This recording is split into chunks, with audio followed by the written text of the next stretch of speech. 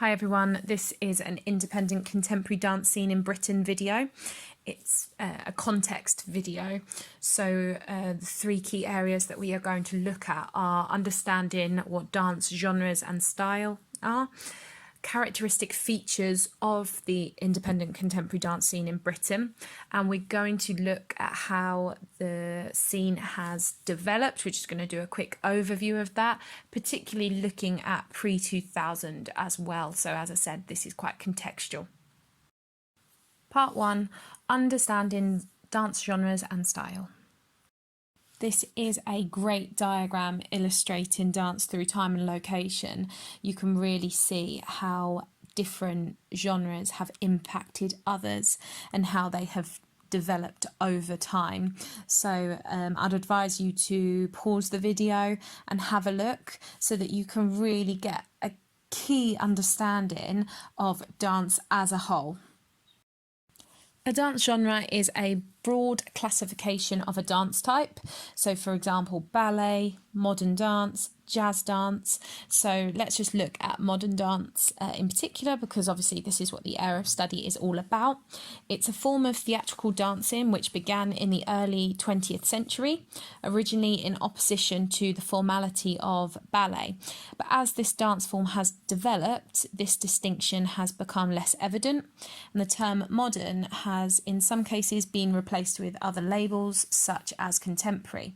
So if you haven't already, I would advise you to watch my video on the modern dance genre, because you'll then gain a really in-depth understanding of how that genre developed in the 20th century, okay? And that's really important to have that contextual understanding to draw upon within your essays. So then we can break genres down into movement styles. So with ballet, for example, you have different styles such as romantic, such as classical. Within the modern dance genre, you've got elements of contemporary such as the release style, contact improvisation, performance art. We generally think of the modern dance style as looking at what those pioneers did in the early 20th century. So when I refer to modern dance, I think of what Isadora Duncan did and what Martha Graham did, what Merce Cunningham did, okay?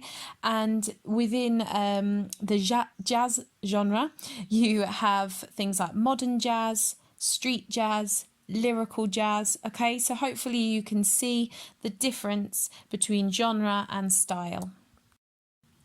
Okay, and really important that we can differentiate between these two different styles, because in the exam you might be asked about style as a whole, or you could be asked about someone's movement style or someone's choreographic style, and these include two different things. So if we're looking at movement style, it's the specific choices and manipulation of the three movement components, so action, space and dynamics, by a choreographer when put together to become a recurring and major element of the choreographic output. Okay, whereas choreographic style refers to the consistent choices a choreographer makes in relation to all the elements of the choreography. So, for example, the subject matter in its treatment, the use of choreographic devices, the use of structuring, dancers, oral setting, physical setting, the way the choreographer actually uses the movement components. Whereas, as I said, movement style refers to the use of action, space and dynamics, a choreographer's particular technique, or style, like actual movement style that they use, okay? Part 2 of the video is going to look at the characteristic features of the independent contemporary dance scene in Britain. You must know these features off by heart.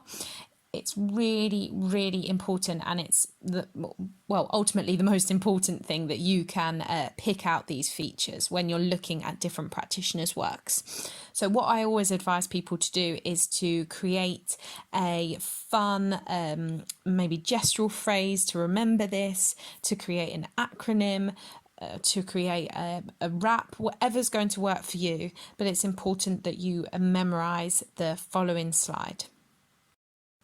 So we have 11 key characteristic features of contemporary dance in Britain today. First one is a real diversity of styles. We also have a range of cultural influences within contemporary dance today. The use of collaboration with a range of different artists, from composers, lighting designers, set designers, costume designers, and obviously the choreographer and dancers themselves. For each practitioner, their style continues to evolve through their experiences related to dance, as well as factors external to dance. So they bring political issues, economic, social, historical, and cultural into their works. Nothing is ruled out within the independent contemporary dance scene. Anything goes, and actually change is perceived as desirable. Everyone's always wanting to do new and upcoming things to make a real statement within dance. The recognition and inclusion of technology and different forms of media as part of the creative process and the final outcome. The use of physical setting and theatricality is used to inform the choreographic presentation and intention. Obviously, all choreographers do this very differently. There's a willingness to make a statement with society in regard to different issues, which is very similar to the one above when we're talking about the practitioners, their style evolves through their experiences of different issues. No single approach to dance can convey a full range of subject matter. So the desire to say more than can be achieved with a single established dance vocabulary. So many different approaches can be used, okay? And freedom from restrictions on what can and should be included. So the belief in these features leads to the development of the practitioner's own individual style. And as you know, all of the different key practitioners have such a different style, but we can almost draw on all of these characteristic features for each of their works, but in very different ways. Now let's have a look at how contemporary dance has developed, looking at key decades. I'm going to start off by giving you a bit of context about Sadler's Wells Dance House.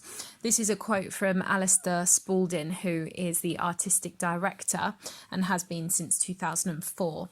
So he said, "You've got the National Theatre for drama, the English National Opera for opera, and I want Sadler's Wells to perform the same function for contemporary dance." So when we think of contemporary dance in Britain, I know that I think about everything that goes on at Sadler's Wells and all the associate artists that are always performing their works there, okay? So Sadler's Wells was not born of an artistic impulse, but it was actually the discovery of a mineral spring built in 1683. By the beginning of the 18th century, visitors to Sadler's Wells could see entertainments that included jugglers, tumblers, rope dancers, wrestlers, fighters, dancing dogs, and even a singing duck. In 1765, it was rebuilt for the first time so that it could include opera productions. However, it wasn't long before the beer brewed from the spring waters became the primary attraction. Sadler's Wells had become more famous for incidents, both devised and accidental, So it was actually a terrible stampede in which 18 people died there. Matters improved in 1843, however, with a famous run of a Shakespeare play. But the theatre was then converted into a skating rink and then a cinema. And in the early 1900s, it was described as a poor, wounded, old playhouse. And in 1915, it closed its doors. So already the place has so much rich history. It took another decade for the most significant figure in modern history of Sadler's Wells to enter the picture. Since 1898, Lillian Bayliss has been presenting drama and opera at the Old Vic at popular prices, or had been, Motivated by a profound belief that great art should belong to everybody, she began fundraising to rebuild Sadler's Wells so that the people of North London could enjoy the same opportunities as those in South London. Bayliss then met Ninette de Valois, and de Valois was formally hired in 1928, so she is a famous classical ballet dancer. Drama productions, opera and ballet shuttled between the Old Vic and Sadler's Wells until Bayliss decided to dedicate Sadler's Wells to opera and ballet for 8 months of the year and give the Vic Wells Ballet a permanent base. Whilst opera continued to be important, it was during this period that Sadler's Wells became strongly associated with dance. It was where de Valois founded British Ballet here and built both a company of dancers and repertoire that included her own works and that of Frederick Ashton as well. She also founded a school which remained throughout World War II, when the theatre itself was acting as a refugee for the homeless. By the 1970s, the Sadler's Wells dance programme had diversified considerably. Alongside Rambert Dance and London Contemporary Dance, who briefly held residencies here, a great variety of touring and commercial work was also presented. However, audiences began to drift away. When Ian Albury took over as chief executive in 1994, it was clear that redirection was needed. The rebuilt theatre in 1998, with a design that still incorporated the skeleton of the 1931 theatre, which in turn contained bricks from the Victorian Playhouse. It had an expanded 15-metre squared sprung stage, a welcoming 1,500-seat auditorium, and a glass-fronted foyer that captures Lillian Bayliss's belief that theatre should embrace everyone. So here, no one enters the gods through a separate entrance. There are also 3 rehearsal studios and the smaller 200-seat Lillian Bayliss studio for the development and presentation of small-scale work. But even with the new facilities, it took some time to establish the theatre as a force for dance. After a thrilling opening season, which included performances by Pina Bausch, William Forsythe and Rambert Dance, it once again struggled to find its voice and its audience. It was in 2004 when Alistair Spalding took up the challenge to turn things around. He decided that Sadler's Wells had been at its best when it had resident companies and new works being created within its walls. The vision paved the way for an increasing number of associate artists and for companies producing work in the building. Today, Sadler's Wells not only promotes, but it also commissions and produces outstanding dance. It reflects the best of its history while also looking defiantly and brightly towards the future. The mid-1980s to the end of the 1990s could be described as a period of consolidation and infrastructure development. Independent funding for dance through the Arts Council only actually began in 1984, as prior to this it was managed alongside music. So this may be why there was very little investment into dedicated dance venues. The Victorians built theatres, concert halls and art galleries, but not these dance houses. The London Contemporary Dance Theatre closed in 1994, and the Richard Olson Dance Company was formed at the Place in 1994, where the Place refocused its works.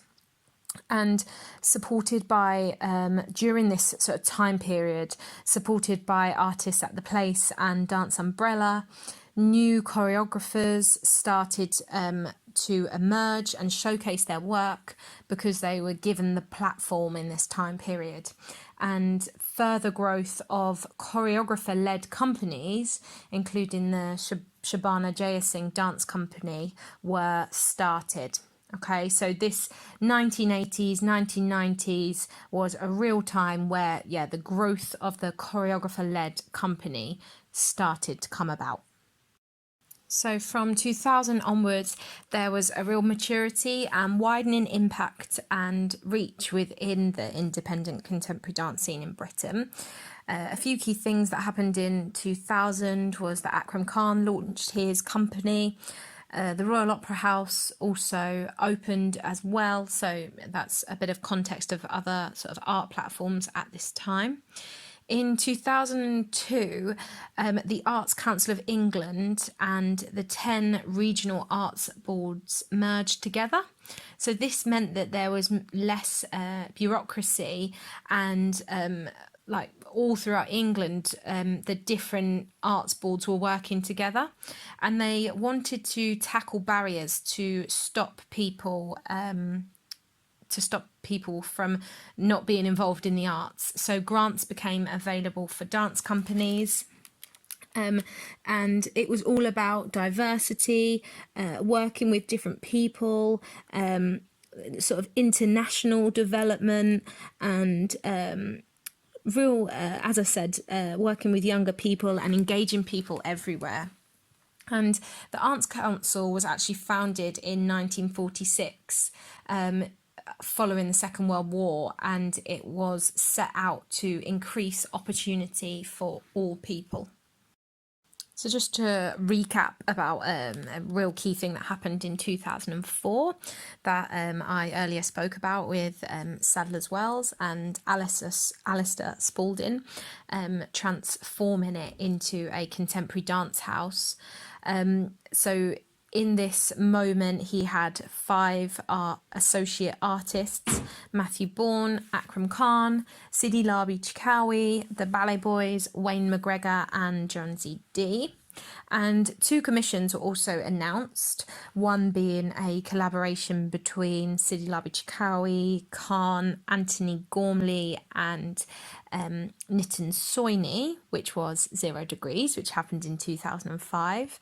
And in 4 months, Alistair Spalding actually made ticket sales at Sadler's Wells rise by 40%. So you can see how much he did to really basically make Sadler's Wells what it is today. So it's now important to think about why the independent contemporary dance scene in Britain has developed over time. Here are a few points that I've thought about. So audiences' tastes have changed. People are less conservative now and are looking for perhaps some more liberal concepts. There's a changing UK demographic, which has influenced our artists and art organisations, and this has had a real fundamental influence on what we currently define as contemporary dance. Artists and companies including Shabana Jayasingh, Yasmin Vardaman, Jonesy D are a few examples of this. There's an increasingly shifting demographic, multicultural society, which is really reflected in the diversity of styles that we see. And there's intercultural exchange through touring and a multicultural dance workforce. And also access to so much on the internet, which benefits dance both economically and aesthetically. So we've brought lots of different cultural influences in what we're watching. The use of technology, as I've just said, has been massive. Collaboration with other art forms has allowed contemporary dance to really develop. and funding as well, like I said, with the Arts Council, and the way that dance companies can receive funding for what they do. So what do you think? How has the independent contemporary dance scene developed, and why do you think it has?